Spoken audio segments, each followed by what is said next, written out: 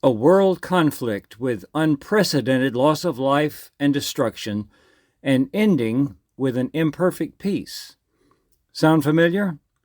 On today's Exploring History podcast, we'll actually be going back over 100 years to talk about the Great War, or World War I, and its greatest hero, Alvin C. York.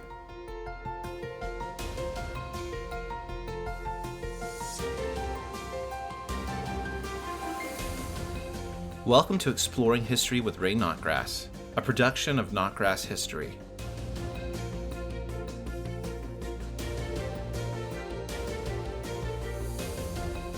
I'm Ray Notgrass. Thanks for listening.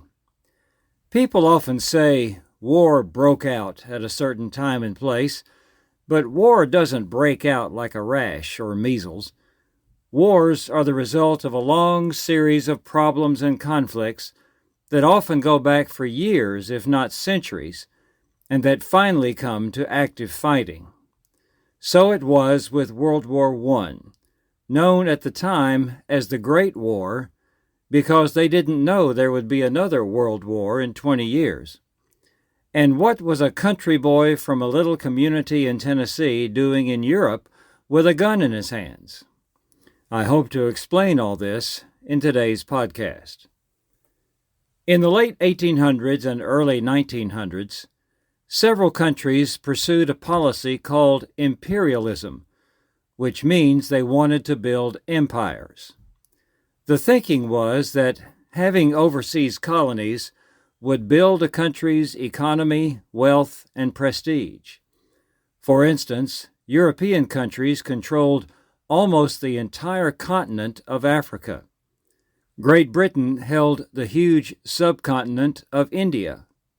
The United States got into the act with the colonies it gained in the war with Spain in 1898, including Cuba and the Philippines. The race for empire brought tension and competition among empire-building countries. A second factor increasing the possibility of war that was actually counter to the drive for empire was the movement in several smaller countries called nationalism. Nationalism is a people group's wanting to be rid of foreign domination and chart their own destiny. One place that had particularly strong nationalist movements was the Balkan Peninsula in southeastern Europe. The Balkans, as the region was called, had several ethnic nationalities, as it still does, but the Austro-Hungarian Empire controlled it. The Serbians were one group that especially wanted to be free. A third factor that increased the possibility of war were the alliances that several countries had with other countries, each one promising to come to the other's aid in case they were attacked, and thus creating a stronger force to try to prevent being attacked. One of the strongest arrangements of this kind were the central powers of Germany, Austria-Hungary, and Italy. Austria had taken over Hungary and imposed its own royal family on Hungary. In an attempt to limit the threat of the Central Powers, three other countries formed the Triple Entente, which is French for stopping or resistance. These countries were Great Britain, France, and Russia, which was a monarchy at the time. Complicating the increasingly tense situation still more were the rivalries that countries had with other countries. For instance, France and Russia were both suspicious of Germany's military buildup. Great Britain was suspicious of Germany also, and Germany was suspicious of Britain's intentions in the world and jealous of Britain's power in the world. Russia didn't like Austria-Hungary's domination of the Balkans region. All that this kindling needed was a spark to set the world ablaze, and it happened. In June of 1914, the heir to the Austrian throne, Archduke Franz Ferdinand, and his wife visited the city of Sarajevo in the Balkans on what was billed as a goodwill visit. But the visit also served to remind people in the Balkans who was boss. Gavrilo Princip was a Serbian living in Bosnia who had pledged himself to doing what he could to get rid of Austro-Hungarian control. Princip assassinated the Archduke and his wife as they rode through the streets of Sarajevo. In response, Austria-Hungary issued a series of demands on Serbia, such as rooting out all anti-Austrian groups and stopping the publication of all anti-Austrian propaganda. The government of Serbia agreed to meet most of the demands, but most was not good enough for Austria. Austria-Hungary declared war on Serbia, and the dominoes began to fall. Russia mobilized its military forces to help their fellow Slavs in Serbia. Germany declared war on Russia to help its ally, Austria-Hungary. France declared war on Germany. Germany decided to attack France. In previous years, France had built a series of fortifications on its border with Germany. To avoid this line of defense, called the Maginot Line, German forces simply went around it by moving through neutral Belgium.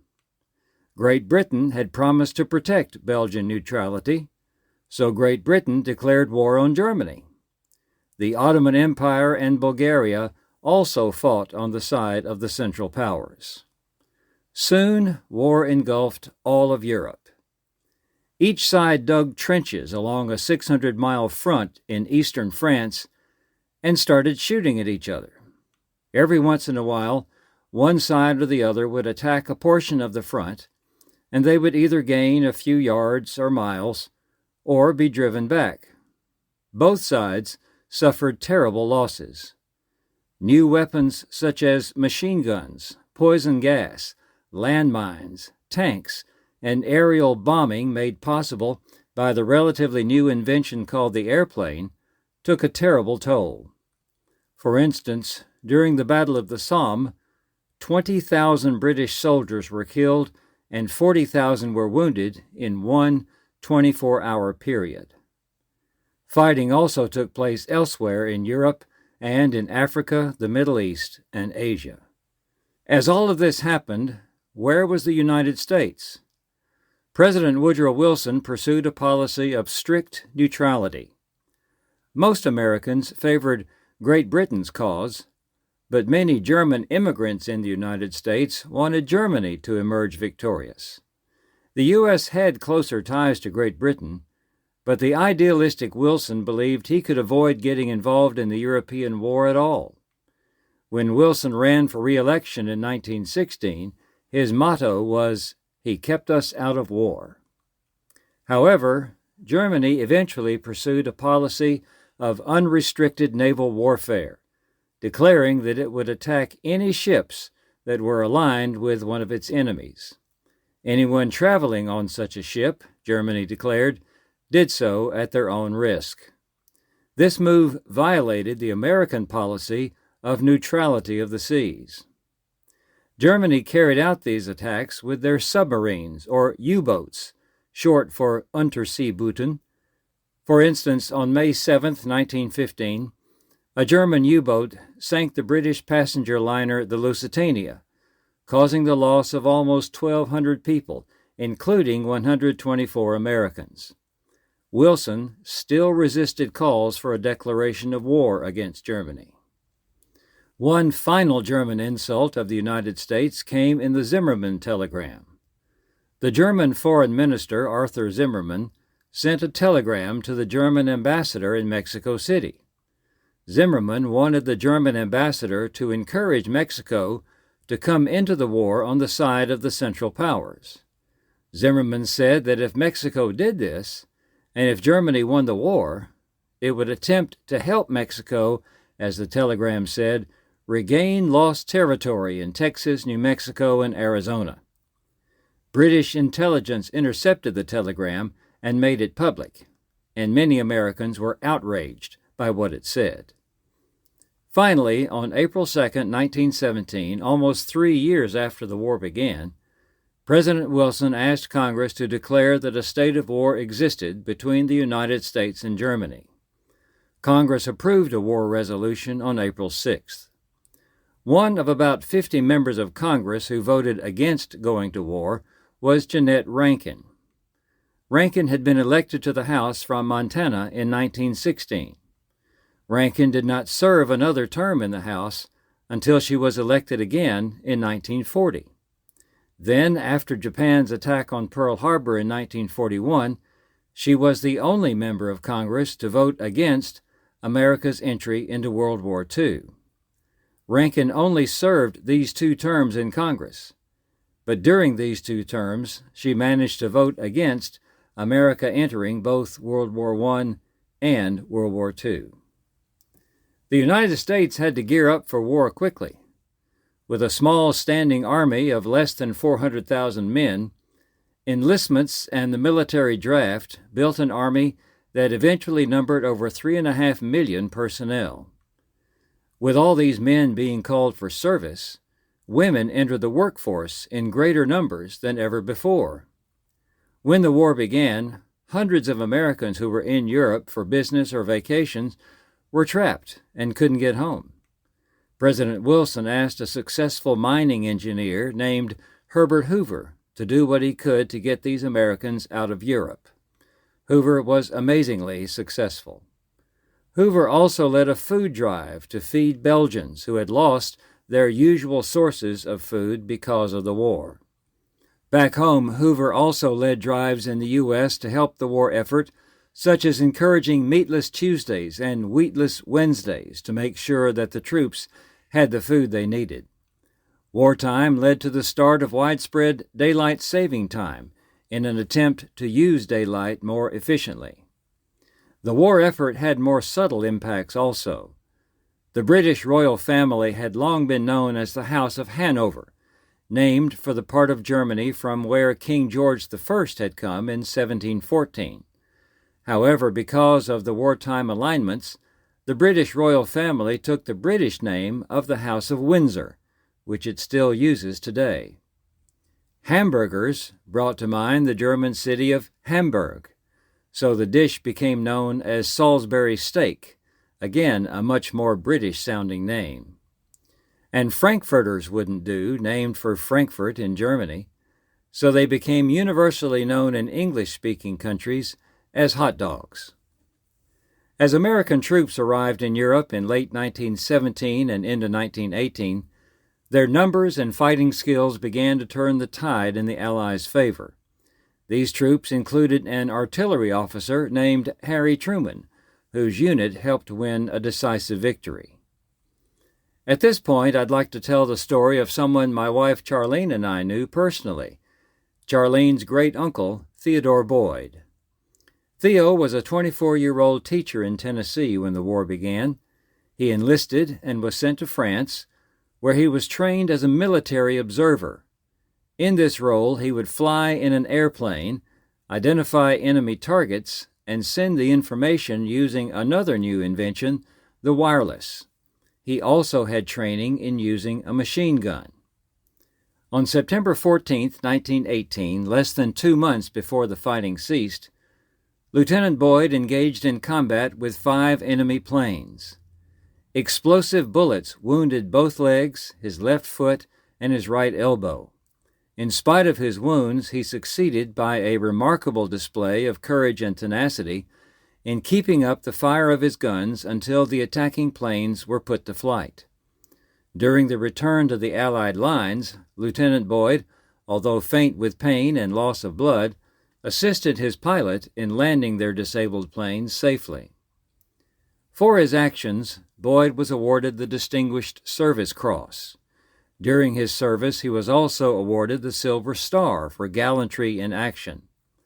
Boyd spent the rest of the war recovering in a military hospital and wound up marrying one of the nurses who attended him. After the war, Boyd took advantage of an early GI Bill which gave educational assistance to wounded veterans. He went to medical school and taught physiology at Loyola University in Chicago for 24 years. In 1947, he joined the National Foundation for Infantile Paralysis, or polio. He was assistant director of the research department for 20 years and then became director. When Jonas Salk applied for a grant to do research for a polio vaccine, Uncle Doc, as Charlene's family knew him, was involved in the approval of the application. Uncle Doc attended our wedding in 1974. He died in 1986 at the age of 92. The greatest American hero of World War I was a quiet, 31-year-old man from rural Tennessee, Alvin Cullum York. York had led a wild life before his conversion at a revival in 1914. When he was drafted for military service, York asked not to serve because he objected to war, but his request was denied. He eventually agreed to go into battle because it was a way to help stop others from killing. In October of 1918, about a month before the end of the war, Corporal York's unit of 18 men was ordered to take a railroad line in the Argonne Forest. They misread their map and wound up behind enemy lines. A German officer surrendered to them, even though he had the Americans outnumbered. German machine guns opened fire on their own men who had surrendered. In the process, they killed 9 Americans. York, an expert marksman, was ordered to take out the machine guns, which he did. Eventually, York and the other 8 Americans who remained captured 132 Germans. York never claimed to have acted alone, but only 2 other soldiers were ever decorated for their part in the encounter. News of York's heroism made its way to the American military command. York received the Congressional Medal of Honor, was promoted to sergeant, and was welcomed back to the U.S. as a national hero. Civic clubs in Tennessee raised money to buy York and his new wife a house, but they were only partly successful, and so York had to take out a mortgage to pay the remaining cost of the house. York dedicated his life to helping educate the children of his area. He founded and raised money nationwide for the York Institute, which eventually became a high school and vocational school. York never tried to make money off of his heroism. He resisted Hollywood offers to make a movie based on his life. However, after World War II began, York agreed to a movie deal in order to encourage young Americans to support their country in the war. The movie Sergeant York, which came out in 1941 and starred Gary Cooper, is a good representation of York's life through his return to Tennessee from the war. During World War I, a communist revolution took place in Russia. The new communist government withdrew from World War I and made a separate peace with Germany. Finally, the Allies wore down Germany and the other members of the Central Powers, and the 2 sides agreed to an armistice, or ceasefire, to go into effect at the 11th hour of the 11th day of the 11th month, 11 a.m., November 11th, 1918, 106 years ago next month. The costly fighting in that terrible war was finally over. But the conflicts were not over. The story of the Versailles Peace Treaty Conference is worthy of another podcast, but we'll try to summarize. President Wilson decided to attend the conference to push for his goals that included the self-determination of nations, a peace without victory, and the establishment of a League of Nations. But America's European allies had suffered greatly from the war, and their goal was to make Germany pay. In the end, they won out. Germany was forced to pay huge reparations to the victorious nations. Americans were tired of involvement in foreign wars, and the U.S. Senate defeated the peace treaty. The U.S. had to conclude separate peace treaties with its World War I enemies, and the United States never joined the League of Nations. Germany was not able to pay the reparations and defaulted on their debt. This, plus the severe restrictions imposed on Germany's military strength, led to resentment on the part of many Germans. In the years after the war, Adolf Hitler manipulated the resentment in order to gain power.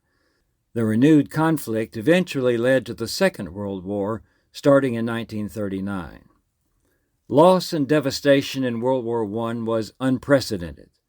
The world had never seen anything on this scale before. Around the world, 65 million persons served in the military. 8.5 million persons died in the war, and 21 million were injured.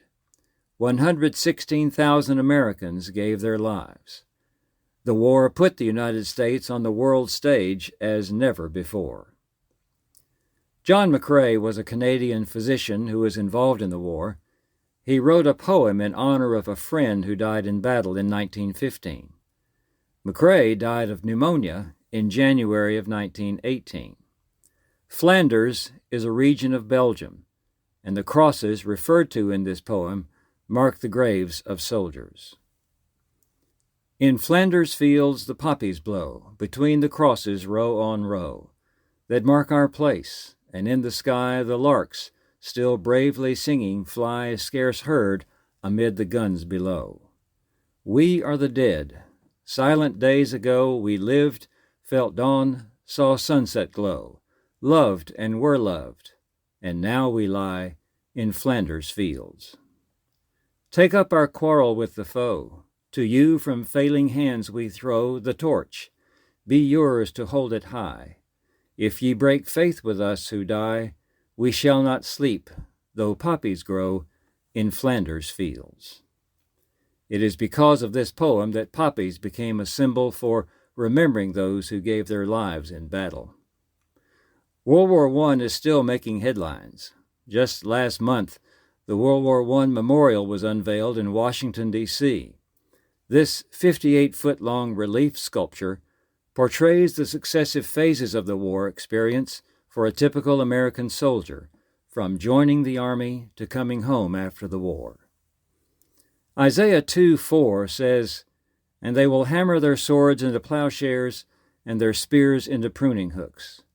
Nation will not lift up sword against nation, and never again will they learn war." We haven't yet learned how not to go to war. We still have to deal with alliances and brutal and costly war and desire for revenge and an imperfect peace. One war leads to another, and we still grieve for the dead who lie in fields marked by crosses. One day, we trust, as Isaiah 2 predicts, the mountain of the house of the Lord will be established as the chief of the mountains, that he may teach us concerning his ways. Let us pray that the hearts of mankind will be open to the Prince of Peace one day soon. I'm Ray Notgrass. Thanks for listening.